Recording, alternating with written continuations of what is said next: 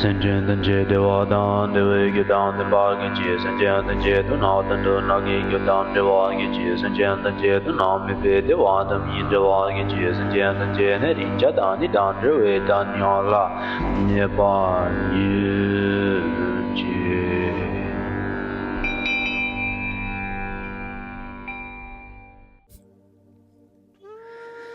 Bom dia, boa tarde, boa noite, sejam bem-vindos à sessão Dharmata Yoga, onde nós vamos praticar efetivamente um pouquinho de yoga diretamente associado a uma visão filosófica com o sentido de produzir ações benéficas na nossa vida cotidiana. A gente inicia essa sessão a partir de uma prática que é chamada da prática de girar a roda do Dharma. Primeiro de tudo, a gente compreende que a palavra Dharma ela significa verdade, porque todas as práticas contidas nessa sessão, elas são práticas que se a gente analisar, a gente vai entender que os ensinamentos que elas propõem são verdadeiros, né? A gente pode encontrar essas verdades no nosso dia a dia, no nosso cotidiano. Então, a gente diz que essa prática inicial ela é a prática de girar a roda do Dharma, ou de colocar em movimento a roda do Dharma, porque a gente vai começar a compreender os ensinamentos que são ensinamentos cíclicos. Então a gente não vai percorrer uma fórmula linear, onde a gente começa praticando uma coisa e num certo momento a gente chega num fim efetivo. A gente vai praticando tudo e aí quando parecer que chega no fim a gente começa de novo. E quanto mais a gente vai girando essa roda, mais sentido esses ensinamentos vão fazendo e mais fácil vai se tornando de realmente aplicar eles no cotidiano. Então, hoje a gente começa com esse primeiro movimento, que é o movimento de pôr em movimento o movimento do movimento. O movimento de girar a roda do Dharma, né? Então, para a gente já começar de cara com esse primeiro momento nessa aula, que é a aula de visão, onde a gente contempla os ensinamentos filosóficos,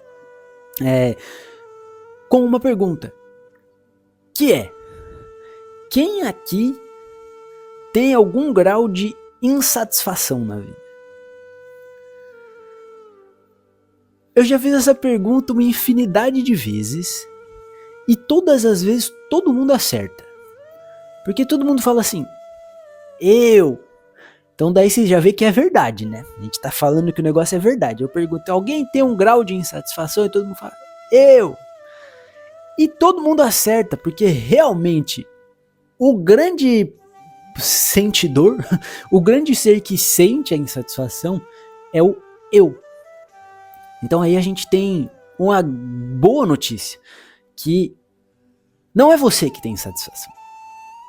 Ninguém tem insatisfação, quem tem insatisfação é o eu. Sempre que tem um eu, tem uma insatisfação.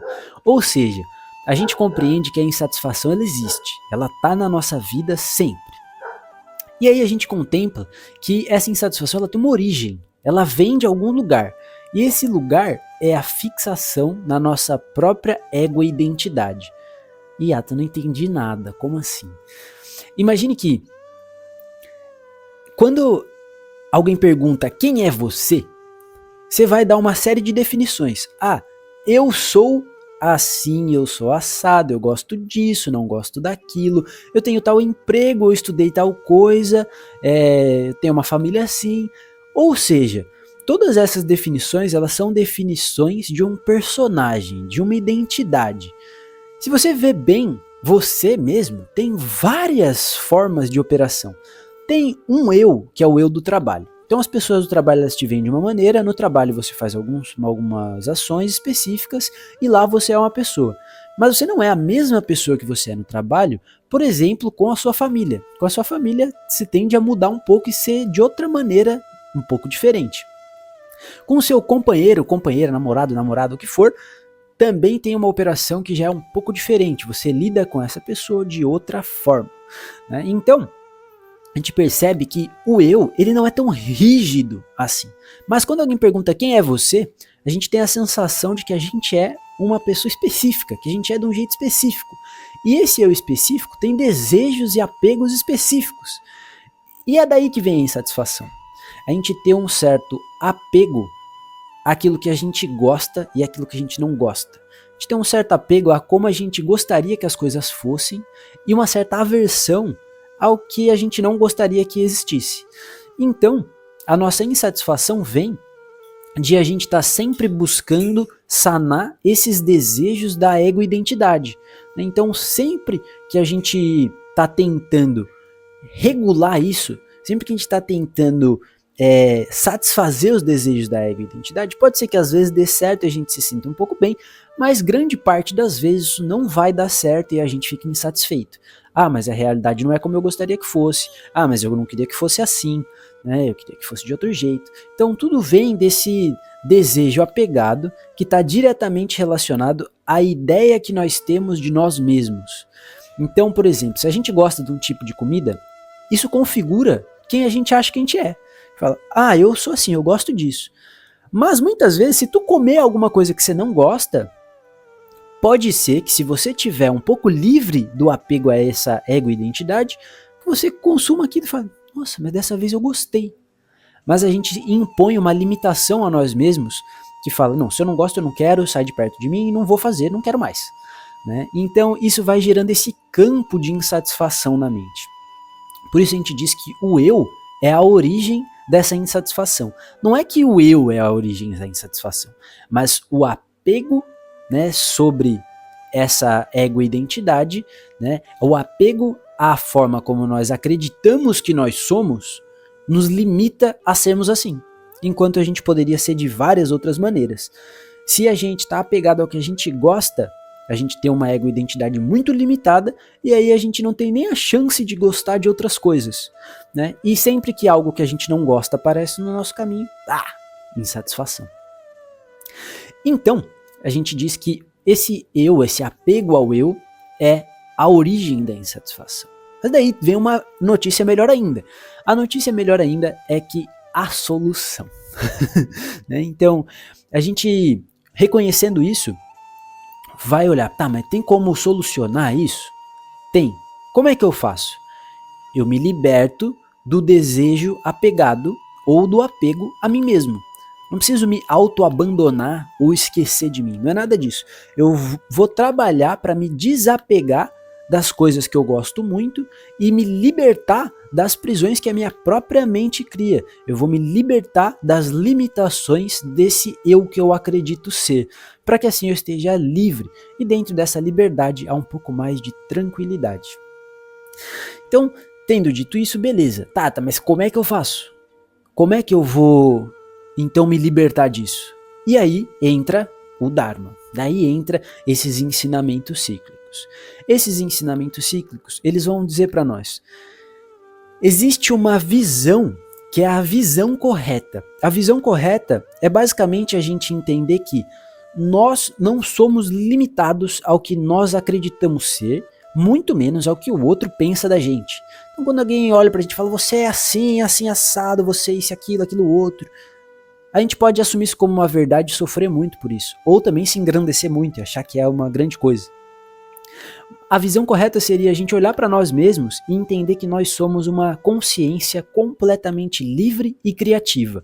Ou seja, nós somos uma consciência que tem a possibilidade de se adaptar a tudo e se movimentar no mundo de infinitas maneiras.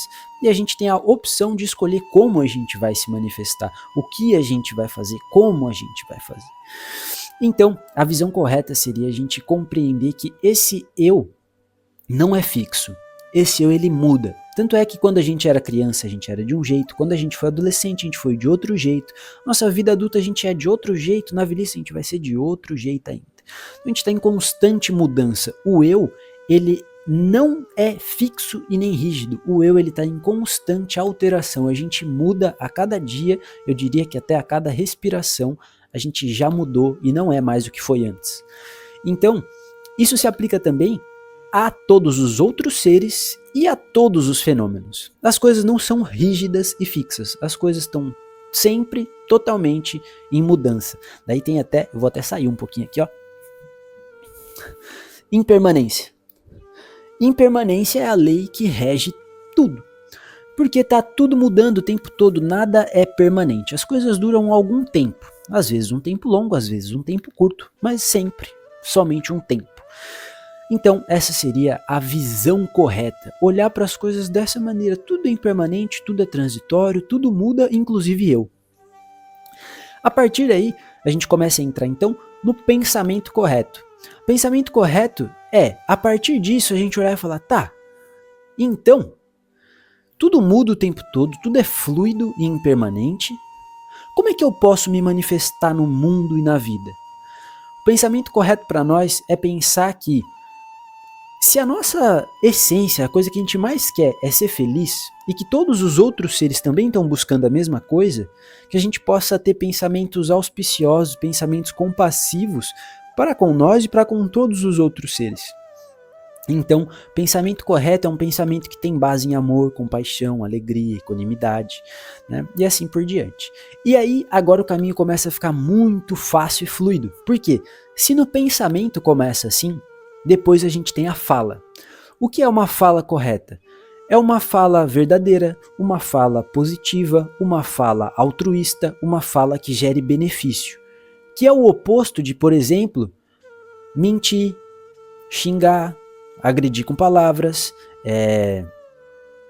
gerar prejuízo através da fala. Então, estou colocando em oposição só para a gente entender com facilidade. E aí, depois disso, a gente leva isso também para nossa ação. Então, como é que é uma ação positiva?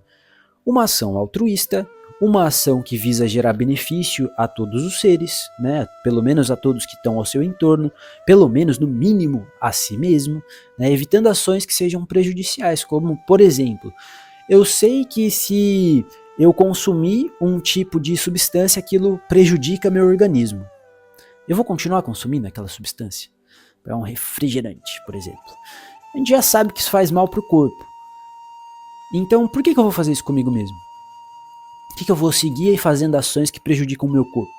Esse é um exemplo belelé assim, só pra gente conseguir entender mais ou menos. E depois de a gente entender que é melhor a gente fazer ações que sejam positivas, no sentido de ações altruístas, ações que geram benefício ao maior número de seres possível, ações que sejam construtivas, né, ao oposto de fazer ações como agressões e coisas dessa seção. Então a gente tem essa parte do caminho, né? A visão correta, o pensamento correto, a fala correta, a ação correta. Se a gente busca agir corretamente, inevitavelmente a gente vai ter um meio de vida correto. O que seria um meio de vida correto? Ter uma forma de se sustentar, de garantir a sua vida que não seja prejudicial aos outros. Como, por exemplo, roubar outras pessoas é bom? Não é bom para ninguém. A gente pode até, de alguma maneira, com algum tipo de mente, achar que é positivo para si mesmo. Eu não tenho uma coisa, eu vou lá, roubo e agora eu tenho.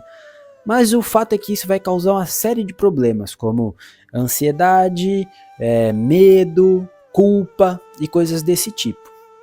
E no futuro pode ser que alguém venha e te roube também, porque isso é uma lei que a gente vai estudar lá na frente, né?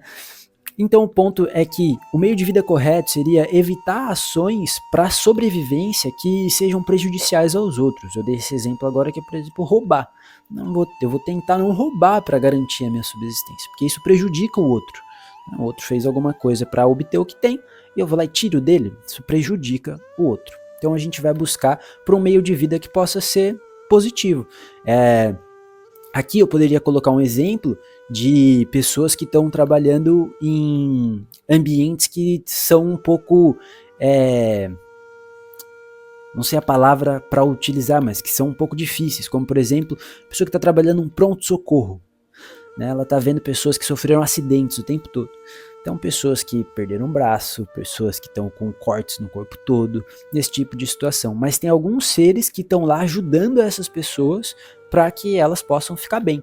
Então tem enfermeiros, médicos e todo mundo que está envolvido dentro desse sistema de saúde, por exemplo. Isso gera benefício para esses seres, então é um meio de vida muito positivo. Então, depois disso, a gente tem o esforço correto. O esforço correto é o que a gente está fazendo aqui também, que é reservar um tempo da sua vida para cultivar uma mente auspiciosa, para cultivar uma mente positiva.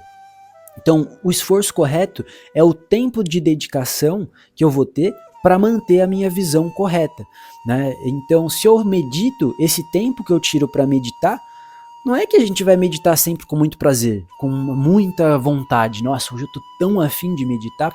Sim, muitas vezes sim, mas às vezes não, às vezes você não quer meditar. Mas daí você faz um esforço, você vai lá, senta e medita.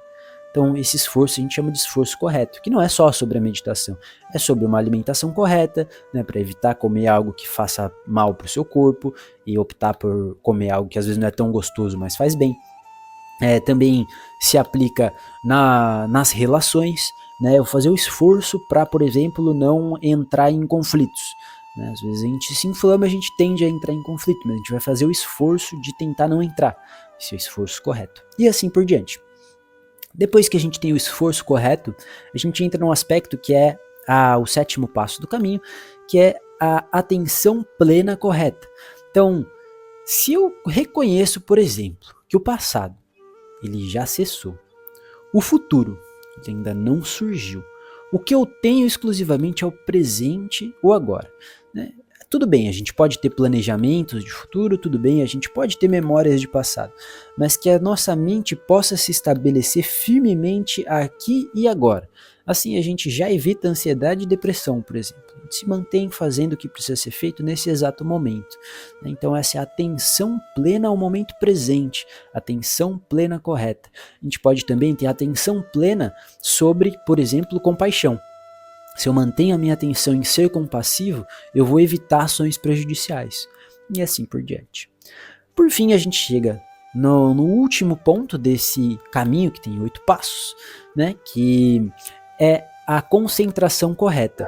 A concentração correta, de fato, aí a gente está meditando sobre a visão correta.